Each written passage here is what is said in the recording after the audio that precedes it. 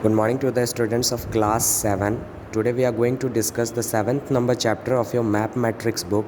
Before that, watch this video till the end and try to solve the exercise which is given in the adjacent page number, that is your page number 17, and after that send me on my WhatsApp number by today.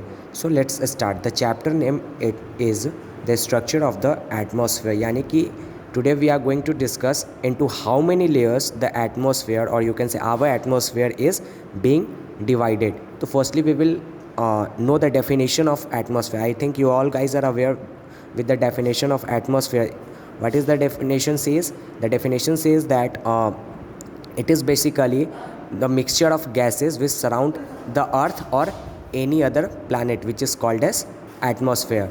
The Hindi word which is used for atmosphere is Vayumandal, right? So our atmosphere is being divided into 5 layers, starting with troposphere, which is the lowest layer of the atmosphere. After troposphere, the layer which came is that stratosphere, then after mesosphere, then after ionosphere, and then after the outermost layer, सबसे बाहरी जो layer है हमारा atmosphere का, that is your exosphere. So we will start with one by one. Firstly we will start with the bottom layer, यानी कि वैसा layer of atmosphere जो सबसे बॉटम पे, सबसे नीचे पे है, तो that is your troposphere. तो it is the lowest layer of the atmosphere and is very important for us. Why it is important for us? Because it protects us from heat, sun and keeps the earth warm at night. ये इसलिए important है क्योंकि ये अर्थ पे ज़्यादा सन का गर्मी नहीं पड़ने देता है और अर्थ को नाइट टाइम में वार्म करके रखता है. That's why it is important for us. It is the densest layer, सबसे ज़्यादा डेंस यही लेयर है. Its thickness varies from 8 kilometre from the poles to 18 kilometre over the equator. इसका लगभग जो थिकनेस है आपका 8 किलोमीटर, पोल से लगभग 8 किलोमीटर और 18 kilometre from the over the equator. Equator तक लगभग, इक्वेटर के कितने ऊपर तक, लगभग 18 किलोमीटर इक्वेटर के ऊपर तक ये आपका ट्रोपोस्फेयर रहता है. In this layer temperature decreases with Heights, यानी कि इस लेयर में जैसे आप बॉटम से अप की ओर जाओगे, नीचे से ऊपर की ओर जाओगे, आपका टेम्परेचर राइज होता है या डिक्रीज़ होता है? तो आपका टेम्परेचर डिक्रीज़ जाता है. कितने डिग्री गिरता है? तो 1 डिग्री सेल्सियस पर 165 मीटर गिरता है, यानी कि 165 मीटर की आप ऊंचाई पे जाओगे तो 1 डिग्री आपका टेम्परेचर घट जाएगा. Suppose now coming to stratosphere, it is the second layer from the bottom, यानी कि बॉटम में सबसे बॉटम पे आपका ट्रोपोस्फेयर. ट्रोपोस्फेयर के ख़त्म होने के बाद जो लेयर आता है that is your stratosphere and extends up to 50 kilometre above the earth surface, यानी कि अर्थ के सरफेस से लगभग 50 किलोमीटर तक जो लेयर है that is your stratosphere. This layer has the ozone layer which prevents harmful ultra, और this layer is important because ozone layer आपका इसी stratosphere में पाया जाता है. That's why stratosphere is very important for us. So if the question will come that in which layer of the atmosphere ozone layers are found, then you can say easily that कि sir ozone layer हमारे stratosphere में पाया जाता है. और you all guys know the role of ozone layer. The role of ozone layer for ourselves is that it protects us from the harmful ultraviolet rays which is reaching to the earth from the sun. ये जो ultraviolet rays जो हमारे skin के लिए सही नहीं, हमारे लिए सही नहीं है, जो अर्थ पे आ रहा है सन से, उसको प्रोटेक्ट करने का काम, उसको रोकने का काम, फिल्टर करने का काम किसका है? ओजोन लेयर का है. नाउ कमिंग टू स्ट्रेटोस्फेयर के बाद कौन सा लेयर आता है? तो स्ट्रेटोस्फेयर के बाद आपका आता है mesosphere. Mesosphere extends from 50 kilometre to 80 kilometre, यानी कि 50 किलोमीटर के बाद तो सर हमारा स्ट्रेटोस्फेयर ख़त्म हो जा रहा है. तो उसके बाद कौन सा लेयर आएगा? तो उसके बाद 50 से 80 किलोमीटर तक लगभग आपका मेसोस्फेयर रहता है.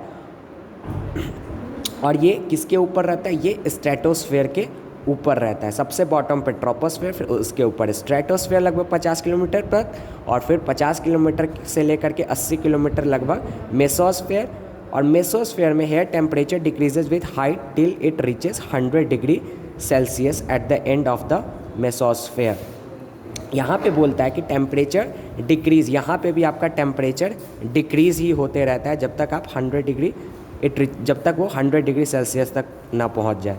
This layer has the lowest temperature in the atmosphere, यानी कि एटमॉस्फेयर पे सबसे जो लो टेम्परेचर रहता है वो आपका इसी लेयर में पाया जाता है, डेट इज़ मेसोस्फेयर। मेसोस्फेयर के बाद आपका आता है ionosphere.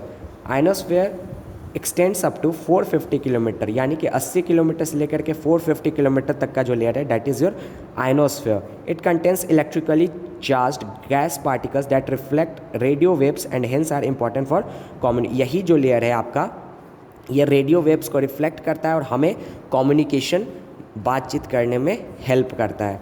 Now coming to exosphere which is the सबसे outermost layer of the atmosphere, हमारे वायुमंडल का सबसे बाहरी जो लेयर है।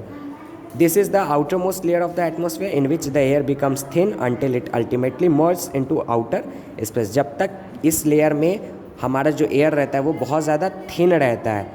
थिन कब तक रहता है? जब तक ये लेयर हमारे स्पेस से न मिल जाए, right. The temperature increases rapidly in this layer because of solar radiation.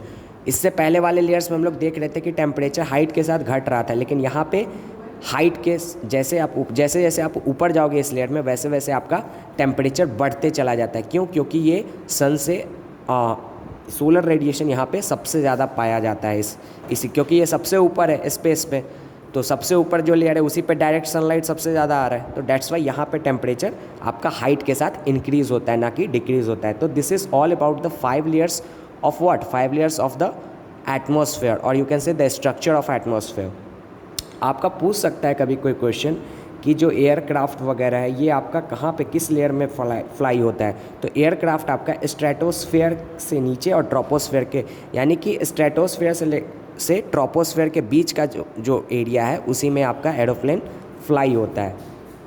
So what you guys have to do, you guys have to solve the given exercise which is concerned with this chapter. Thank you very much.